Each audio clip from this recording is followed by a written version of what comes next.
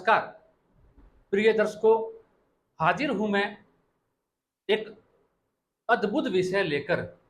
शायद आपने महादशाओं के मेरे पूर्व के कार्यक्रम देख लिए होंगे, तो आज का जो ये कार्यक्रम है बेहद जबरदस्त होने वाला है आप लोगों के लिए। प्रिय दर्शकों, मैं दावे के साथ कह सकता हूं, आपको किसी ज्योतिषी के पास जाने की जरूरत नहीं है। अपनी जन्म कुंडली स्वयं आप घर बैठे अध्ययन कर सकते हैं, अगर आपने इस चैनल को सब्सक्राइब कर रखा है और अभी तक नहीं किया है तो आप हबी की हबी कर सकते हैं। प्रिय दर्शकों, जो विषय आज मैं आपको बताने जा रहा हूं महादशा से संबंधित, आपका पूरा ही जन्म कुंडली अध्ययन करने का तरीका बदल जाएगा, अपनी जन्म कुंडली को देखने का तरीका बदल जाएगा। सबसे महत्वपूर्ण जन्म कुंडली अध्ययन में अगर कोई चीज है तो वो महादशा है। प्रिय दर्शकों, महादशा कब कैसा प्रभाव देती है, शायद आज आप ये जान जाएंगे और इससे संबंधित शायद कोई ही सवाल आपके मन में उत्पन्न हो पाए और बचे जो आज आप ना जान पाए। ये मेरा वादा है आपसे। जो आज मैं आपको बताने जा रहा हूं प्रिय दर्शकों, अगर आपने इस चीज को भली भांति जान लिया और याद कर लिया तो आपको किसी भी ज्योतिष के पास जाने की जरूरत नहीं पड़ेगी। आपने अपनी महादशा देखी और सीधा अपने बारे में जान लिया, अपने समय के बारे में जान लिया कि आपका समय कैसा होने वाला है। इसीलिए मैं आपको कहता हूं, इस चैनल को सब्सक्राइब कर रख लीजिए, क्योंकि निरंतर इस प्रकार के कार्यक्रम मेरे द्वारा आप तक पहुंचाने का प्रयास रहता है इस चैनल के द्वारा। प्रिय दर्शकों, चलिए प्रारंभ करते हैं अपना कार्यक्रम और जानते हैं इस विषय के बारे में। प्रिय दर्शकों, जब भी किसी जातक का जन्म होता है, किसी बच्चे का जन्म होता है, अगर उसके जन्म होते ही उसका मेष लगन बन जाता है, मतलब कि वो मेष लगन में वो जन्म लेता है और उसकी गुरु की महादशा मात्र 3 वर्ष के लिए उसके जीवन में आती है। वो गुरु की महादशा में पैदा होता है, मेष लगन उसका होता है और 3 वर्ष तक गुरु की महादशा उसकी समाप्त हो जाती है जब वो 3 वर्ष का होता है। तो आप यकीन मानिएगा, चाहे जन्म कुंडली में कितने ही राजयोग क्यों ना लगे हुए हो, चाहे कितने ही राजयोग क्यों ना हो, वो जन्म कुंडली कमजोर हो जाएगी। क्यों हो जाएगी? उसके पश्चात जब हम देखेंगे तो उसकी कुंडली में शनि की महादशा आएगी जो 19 वर्ष चलेगी। प्रिय दर्शकों, गुरु के बाद उसके बाद बुध की महादशा आएगी जो 17 वर्ष चलेगी। उसके बाद केतु की महादशा आएगी जो 7 वर्ष चलेगी। उसके पश्चात शुक्र की महादशा आएगी जो 20 वर्ष चलेगी। आप सब लोग जानते हैं प्रिय दर्शकों, मेरे जो दर्शक हैं वो ये जानते हैं कि इस मेष लगन की कुंडली के अंदर शनि, शुक्र और बुध जो है वो कारक नहीं होते, अकारक ग्रह होते हैं। जब भी किसी कुंडली के अंदर कारक दशाएं नहीं आती, अकारक दशाएं आना शुरू हो जाती है, तो वो कुंडली कमजोर हो जाती है। चाहे कितने भी राजयोग क्यों ना हो उसकी कुंडली के अंदर, कितने भी राजयोग क्यों ना लगे हुए हो। प्रिय दर्शकों, अब वही बात उदाहरण से मान लेते हैं। वृषभ लगन की कुंडली है, मिथुन लगन की कुंडली है, तुला लगन की कुंडली है, कन्या लगन की कुंडली है, मकर लगन की कुंडली है, कुंभ लगन की कुंडली है। इनमें से कोई अंक यहाँ पे लिखा हुआ हो, 2 नंबर लिखा हो, 3 नंबर हो, 6 नंबर लिखा हो, यहाँ पे लगन पे 7 लिखा हो, 10 लिखा हो, 11 लिखा हो, इस टाइम पे अगर बचपन से ही उसकी शनि की महादशा आती है, प्रिय दर्शकों, जब उसका जन्म होता है वो शनि की महादशा में जन्म लेता है, जो मैंने लगन आपको बताया, या शुक्र की महादशा, तो शनि की महादशा में उसने जन्म लिया। जन्म लेते ही शनि की महादशा जो उसके लिए सर्वाधिक योग कारक है, मान लेते हैं यहाँ पे 7 नंबर लिखा हुआ है, तुला लगन बन जाता है। उसने शनि की महादशा में जन्म लिया है तो उसके लिए प्रिय दर्शकों 19 वर्ष उसके लिए अति उत्तम। उसके बाद बुध की महादशा, वो भी उसके लिए अति उत्तम, 17 वर्ष के लिए 37 वर्ष ये चले गए। उसके बाद केतु की महादशा, अगर केतु भी शुक्र के ही राशि में बैठा हुआ है, शुक्र के ही साथ बैठा हुआ है, तो केतु की महादशा उसके लिए सर्वश्रेष्ठ 7 वर्ष वो, और उसके पश्चात 20 वर्ष के लिए शुक्र की महादशा अति उत्तम। तो उसके कुंडली में चाहे एक भी राजयोग ना हो, उसके पश्चात भी ऐसे जातक की कुंडली को हम खराब नहीं कहेंगे, बड़ा ही श्रेष्ठ कहेंगे प्रिय दर्शकों। अब जो बात मैं आपको समझाने के लिए आज हाजिर हुआ हूं वो है, जब किसी महादशा के अंदर किसी ग्रह का अंतर आता है वो कैसा प्रभाव देता है, उसको भी आज हम जान लेंगे। प्रिय दर्शकों, आपने एक चीज सदैव सुनी है या देखी है, जब भी कोई महादशा खत्म होती है तो वो कुछ ना कुछ अच्छा ही परिणाम आपको देते हुए जाती है।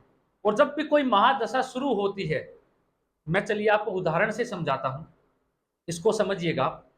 मान लेते हैं जन्म कुंडली किसी भी ग्रह की शुरू हो रही है, आपकी महादशा किसी भी ग्रह की शुरू हो रही है।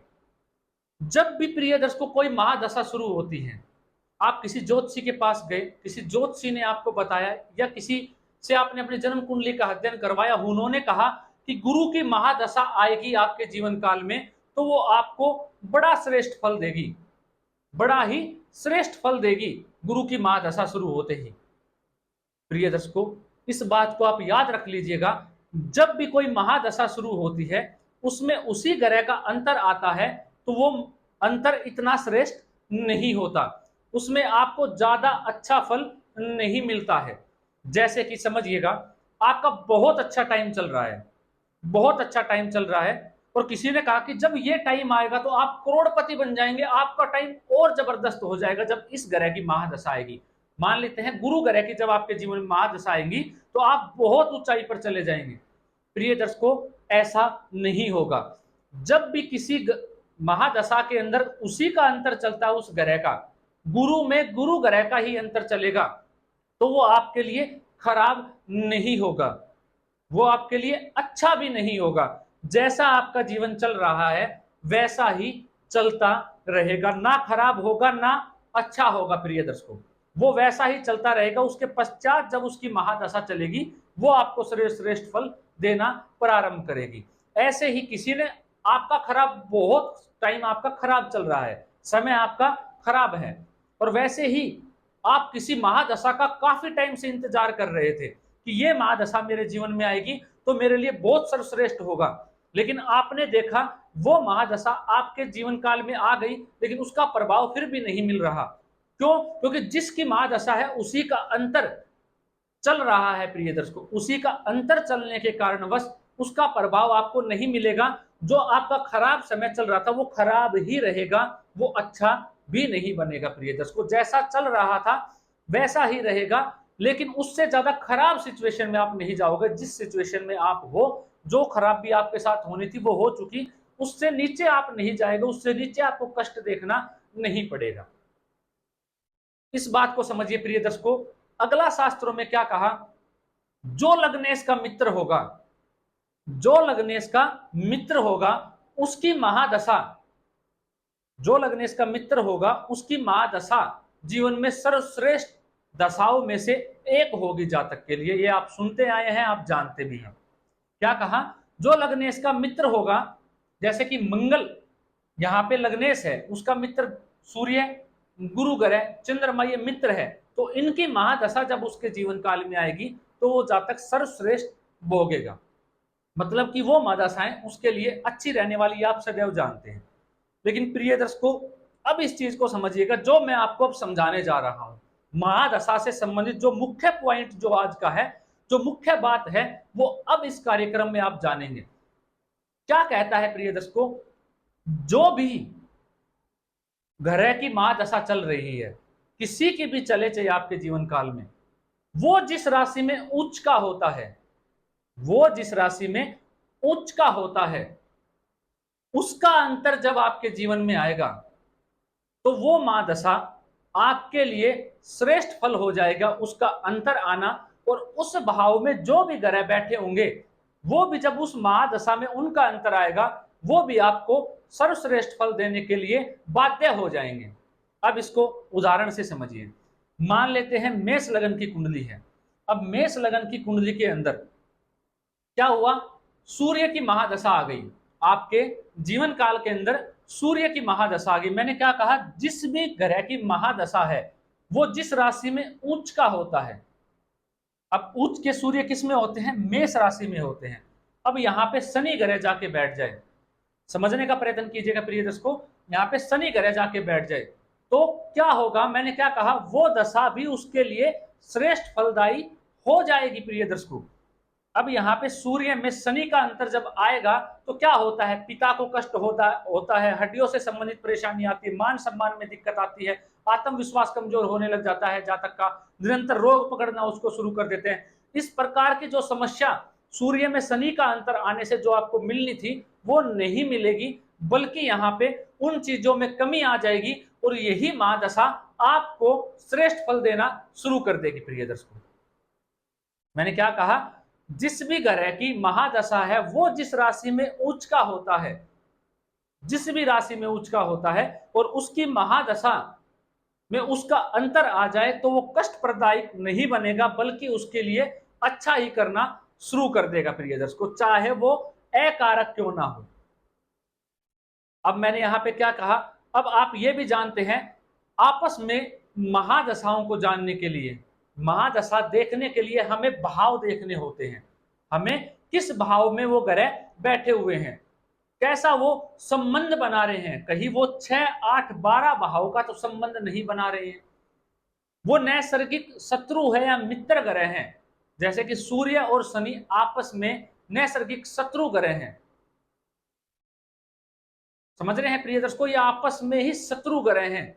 इनकी महादशाओं में इनका अंतर को समझना ही आपको आज मैं सिखा रहा हूं।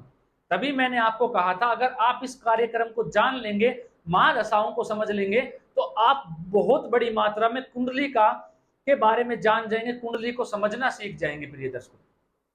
अब समझिएगा, शनि में बुध का अंतर सर्वश्रेष्ठ बताया गया है, बुध में शनि का अंतर बहुत अच्छा बताया गया, शनि में शुक्र का अंतर को अच्छा बताया गया, सारे आपस में, क्योंकि वो मित्र ग्रह हैं एक दूसरे के। जब उनका अंतर मान लेते हैं, आप समझिए, आपको किसी ने कहा कि आपकी कुंडली के अंदर जब बुध में शनि का अंतर आएगा या शनि में बुध का अंतर आएगा तो वो महादशा आपके लिए सर्वश्रेष्ठ होने वाली है। लेकिन प्रिय दर्शकों, आपने देखा कि जब बुध को पाया आपने तो वो शनि से, जिस भी भाव में शनि बैठे, आपने 6 भाव आगे गिना तो वो 6ठे भाव में बुध बैठा हुआ। मान लेते, उदाहरण से समझ लेते, शनि यहाँ पे लगन में बैठा हुआ है और बुध 6ठे घर में जाके बैठा हुआ है। ये कुंभ लगन की कुंडली मान लीजिए, कोई भी लगन ले लीजिए, उदाहरण से समझने का प्रयत्न कीजिएगा। तो षडाष्टक योग हो गया प्रिय दर्शकों, उसमें क्या हो गया? षडाष्टक योग। तो जो बुध में शनि का अंतर आना था या शनि में बुध का अंतर आना था, जो आपके लिए कारक भी हैं, जो आपको सर्वश्रेष्ठ फल देने वाले थे, वहां पे वो फल आपको नहीं मिलेगा, उनके प्रभाव में कमी आ जाएगी और जो रिजल्ट आप सोच रहे थे वो आपको नहीं मिलने वाला है। वही प्रिय दर्शकों, अगर वही बुध ग्रह तुला राशि में बैठे हुए हैं, चाहे वो षडाष्टक या योग में बैठे हो, शनि ग्रह से 8 भाव आगे बैठे हुए हो, 6 भाव आगे बैठे हो या 12 भाव का संबंध बना रहे हो, लेकिन जब शनि की उच्च राशि में बुध ग्रह जाके बैठ जाएगा और वो दोनों कारक भी है उस कुंडली के अंदर, तो भी आपको वो श्रेष्ठ फल देने के लिए बाध्य हो जाएंगे, ना कि वो आपको खराब फल देंगे, चाहे षडाष्टक योग ही उन्होंने क्यों ना बनाया हो। क्योंकि वहां पे ज्योतिष का दूसरा सूत्र लागू हो जाता है, जब भी जिस ग्रह की महादशा में जो ग्रह उच्च का होता है जिस राशि में, उसमें जाके कोई ग्रह बैठ जाए तो अच्छा प्रभाव देगा। तो षडाष्टक योग बनने के बावजूद वो ग्रह आपको कहीं ना कहीं अच्छा प्रभाव देगा, ना कि वो आपको खराब प्रभाव देगा प्रिय दर्शकों। वही प्रिय दर्शकों, जब भी आप महादशा के बारे में जान रहे हो, मान लेते हैं यहाँ पे धनु लगन की कुंडली है, धनु लगन की कुंडली है, यहाँ पे 9 नंबर लिखा हुआ है। अब 9 नंबर लिखा तो गुरु इसमें लग्नेश हो गए, सर्वाधिक कारक हो गए, और गुरु की ही महादशा आपके जीवन काल में चलती है प्रिय दर्शकों, गुरु की ही महादशा आपके जीवन काल में चल रही है। अब प्रिय दर्शकों, हमें क्या देखना है? 3-11 का संबंध जन्म कुंडली के अंदर 3-11 का संबंध देखिए, जिस ग्रह की महादशा चल रही है उससे 3 घर आगे और 11 घर आगे गिनने पर देखिए कौन से ग्रह बैठे हुए हैं, कौन सा संबंध बन रहा है। केंद्र का संबंध देखिए, 1, 4, 7, 10 का संबंध तो नहीं बना हुआ। पंचम नवम का संबंध देखिए कि कोई पंचम नवम का संबंध तो नहीं बना हुआ है ग्रहों का। अब समझिए, उदाहरण से मैं आपको समझाने जा रहा हूं। अब धनु लगन की कुंडली है, 9 नंबर यहाँ पे है, तो यहाँ पे क्या आ जाएगा, कन्या राशि बन जाएगी प्रिय दर्शकों, 10वें भाव में। यहाँ पे गुरु ग्रह बैठे हुए हैं, कन्या राशि में ही गुरु ग्रह विराजमान है। वहीं राहु वृश्चिक राशि में, जहां पे वो नीच का होता है, वृश्चिक राशि में यहाँ पे 12वें घर में राहु बैठा हुआ है, क्योंकि 12वें घर में राहु को खराब ही फल देने वाला माना गया है। अब जब हमने देखा गुरु ग्रह यहाँ पे उच्च राशि में अपनी शत्रु राशि में बैठे हुए हैं, आपने सदैव सुना शत्रु राशि में ग्रह अपना प्रभाव खो देता है, कमजोर हो जाता है। लेकिन यहाँ पे मान लेते हैं बुध ग्रह बैठा हुआ है, यहाँ पे मिथुन राशि बनती है, बुध ग्रह बैठा हुआ है, धनु लगन की कुंडली की बात कर रहा हूं मैं। तो उनका क्या हुआ, तात्कालिक मित्रता हो गई। मैंने आपको समझाया था तात्कालिक मित्रता कब बनती है, उस भाव से 3 घर आगे और 3 घर पीछे गिनते हैं, तो वहां पे वो बैठे हुए हैं, तो वहां पे तात्कालिक मित्रता बन जाती है। जब हमने बुध से देखा 1 2 30, तीसरे भाव में गुरु बैठे तो वो तात्कालिक मित्रता में हो गए। तो जब भी गुरु की महादशा आएगी वो श्रेष्ठ फल देगी, और ऊपर से वो लग्नेश है तो उसके बल में और वृद्धि हो जाएगी। अब गुरु में जब राहु का अंतर आएगा, यहाँ पे गुरु उच्च के तो होते नहीं है वृश्चिक राशि के अंदर, उसकी मित्र राशि है, लेकिन यहाँ पे 3-11 का संबंध बना प्रिय दर्शकों। गुरु यहाँ पे बैठे, जब यहां से गिना 1 2 3, तो गुरु और राहु का 3-11 का संबंध बना। शास्त्रों में कहा गया गुरु में जब भी राहु आएगा जातक के लिए कष्ट प्रदायी हो जाएगा, और जातक को कष्ट देना शुरू कर देता है, गुरु चंडाल योग बन जाता है। लेकिन जब यहाँ पे गुरु और राहु का 3-11 का संबंध बना, निश्चित तौर पे जातक को मानसिक रूप से परेशान करेगा, लेकिन लाभ की कमी, प्रिय दर्शकों फिर याद रखना, लाभ की कमी उसके जीवन काल में बिल्कुल नहीं होने वाली, और लाभ की मात्रा उसके जीवन काल में कहीं ना कहीं बढ़ जाएगी, आय का स्रोत उसका बढ़ जाएगा, और ऐसा जातक निरंतर इनकम करता कमाता हुआ चला जाएगा। क्यों? क्योंकि 3-11 का संबंध बना है प्रिय दर्शकों। क्यों बना? क्योंकि तीसरे घर में राहु अच्छा फल देते हैं। क्या देते हैं? अच्छा प्रभाव देते हैं। और लाभ भाव में गुरु, 11वें भाव में गुरु कारक होते हैं, लाभ भाव में बैठ के श्रेष्ठ फल देते हैं। तो यहाँ पे जब जो संबंध बना, जब हम गुरु को केंद्र में रख देंगे, गुरु की कुंडली बना लेंगे जहां गुरु ग्रह बैठेंगे, क्योंकि किसकी महादशा है? गुरु ग्रह की महादशा है। तब हम गुरु को केंद्र में रख के कुंडली बनाएंगे, उनको लगन बना के गुरु को लगन बना देंगे, और जहां सारे ग्रह बैठे वैसे के वैसा बैठा देंगे, तो हम क्या पाएंगे? राहु तीसरे घर में चला गया, जहां पे वो सर्वश्रेष्ठ फल देने के लिए बाध्य होता है। तो जब भी गुरु में राहु का अंतर जो आप खराब समझ रहे थे, वो आपके लिए अच्छा बन जाएगा और सर्वश्रेष्ठ रिजल्ट देना आपको शुरू कर देगा प्रिय दर्शक। तो वो महादशा भी आपके लिए अच्छी जाएगी, ना कि खराब जाएगी। दूसरा प्रिय दर्शकों, मैंने आपको बताया था जब भी हमें किसी महादशा को देखना है तो हमें पंचम नवम का योग देख लेना है, केंद्र का संबंध 3-11 का योग ढूंढ लेना है, और किसी भी महादशा की अंतर उसमें शुरू होता है तो वो उसके लिए अच्छा नहीं होता है। ये मैं सदैव आपको बताता हुआ आया हूं। जब उसका अंतर खत्म हो जाएगा तो वो अच्छा फल देना शुरू कर देगा। और जब भी किसी ग्रह की महादशा है तो जिस राशि में वो उच्च का होता है उसमें कोई ग्रह जाके बैठ जाएगा, तो भी वो महादशा में जब उसका अंतर आएगा, उसमें जितने भी ग्रह, मान लेते हैं सूर्य की ही महादशा है, और यहाँ पे मैंने आपको उदाहरण से समझाया, शनि बैठे हैं, यहाँ पे शुक्र जाके बैठ जाए, गुरु ग्रह जाके बैठ जाए, मित्र ना हो, बुध ग्रह तो शनि सूर्य के साथ ही होते हैं, शुक्र भी आगे पीछे होते हैं प्रिय दर्शकों, शनि बैठ जाए यहाँ पे, मंगल ग्रह और भी कोई ग्रह, वो सर्वश्रेष्ठ फल देंगे। हम किसी और ग्रह का उदाहरण समझ लेते हैं।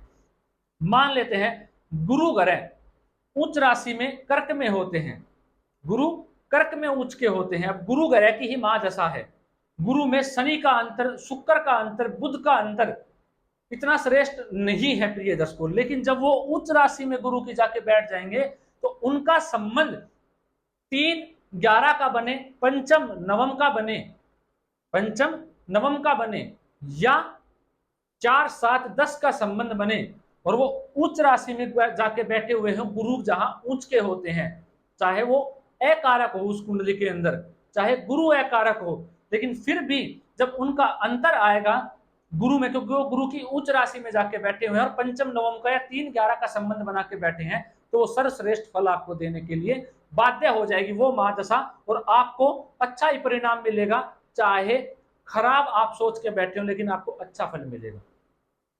अब वही बात प्रिय दर्शकों समझने का प्रयत्न कीजिएगा। षडाष्टक योग हमने जाना जो सबसे खराब होता है, जब भी बन जाता है उस पर कार्यक्रम करके मैंने आपको बताया हुआ है। लेकिन वहीं जन्म कुंडली के अंदर किस भाव में कौन सा ग्रह कारक होता है, किस भाव में कौन सा ग्रह श्रेष्ठ फल देता है, यह जानना भी बेहद आवश्यक है हमारे लिए। भावों के बारे में किसी भी ग्रह की महादशा ले लीजिए, मान लेते हैं बुध ग्रह की महादशा हमारे जीवन काल में चल रही है, और जब बुध ग्रह की महादशा हमारे जीवन काल में चल रही है तो बुध ग्रह से हमने पंचम नवम का योग देखा। गुरु ग्रह उसमें कारक नहीं है।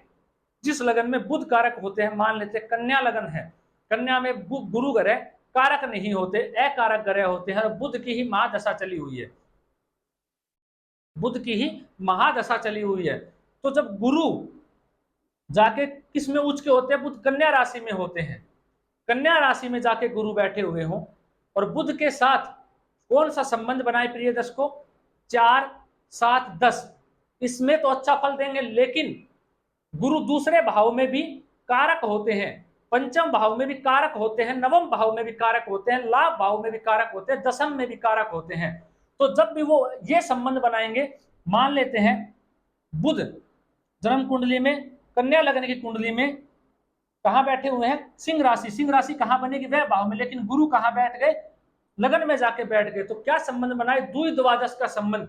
तो ये संबंध भी उनके लिए सर्वश्रेष्ठ सिद्ध होगा। उसमें जब बुध में गुरु का अंतर आएगा तो वो अच्छा ही फल देगा प्रिय दर्शकों, खराब फल नहीं देगा। यही बात मैं आपको समझाने का प्रयत्न कर रहा हूं। आशा करता हूं ये विषय आनंददायी रहा होगा और आपके ज्ञान में वृद्धि हुई होगी, और आपने जाना भी होगा कि कब महादशाओं को देखा जाता है, कैसे देखते हैं और उनका अंतर कैसा रहता है। अगर अभी तक आपने इस चैनल को सब्सक्राइब नहीं किया तो अभी की अभी आप कर लीजिए प्रिय दर्शकों, क्योंकि आपको कहीं जाने की जरूरत नहीं, सिर्फ इस चैनल पे आप बने रहिएगा। आप घरों के साथ खेलना सीख जाएंगे, जन्म कुंडली देखना सीख जाएंगे, कहीं जाने की आवश्यकता आपको नहीं पड़ेगी। आज के लिए इतना ही, इजाजत दीजिए, मुझे मिलता हूं ऐसा ही कोई नया कार्यक्रम लेकर। नमस्कार।